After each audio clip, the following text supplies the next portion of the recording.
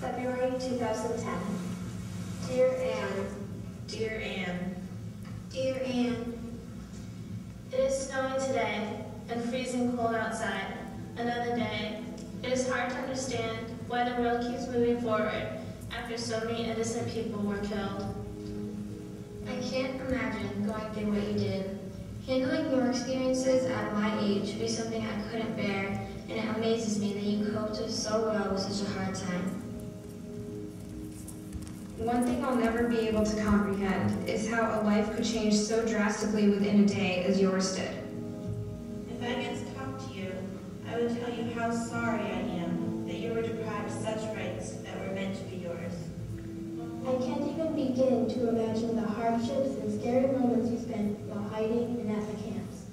I know for a fact that a modern-day 16-year-old would die after just one day of living that way. Looking back at the pictures of camps, I can't see how anyone could survive in that environment. I'm sorry you had to suffer all you did, but you never deserved it.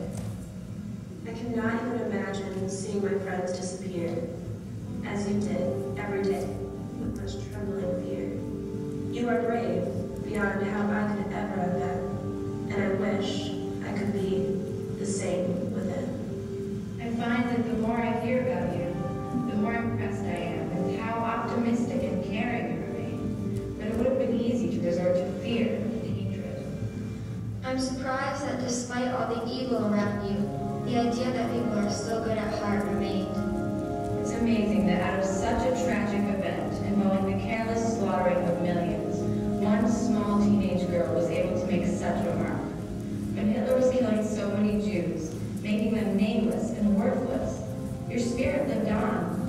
I think it's important to move past the horrible tendencies of mankind at its worst and find the good things to hold on to. I thank you for reminding us that amidst all this confusion and pain, there is hope.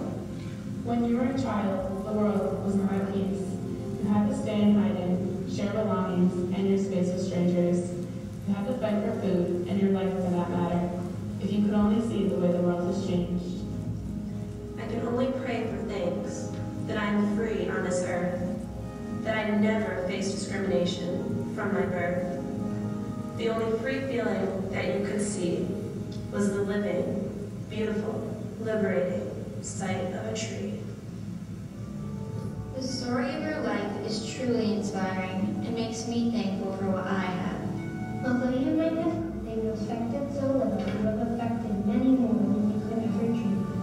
You got to be right where you always wanted to be. Your story has lived on and touched many hearts. Your life was like a dream, cut short, but your story was published with your dad's endless support. Even though you are gone and you are not here, you are brighter indeed, though you have disappeared. Did you ever think that your journal would become such a success? Did you okay with the diary after the war? What would you say if you could talk to me? What would you tell me? Would you tell me to appreciate what I have? Appreciate the simple pleasures that you were deprived of? Would you tell me to enjoy the freedom to walk down the street and soak in the sunlight, or to treasure the privilege to go to school? Dear Anne. Dear Anne. Dear Anne. I have found so many similarities between you and me. I watched a movie about you. I learned about your friends, your family, and your life. I think I know you pretty well. I wrote this letter to tell you about my feelings. You sound like a fun girl to be around. And I'm sure if we had known each other, we would be great,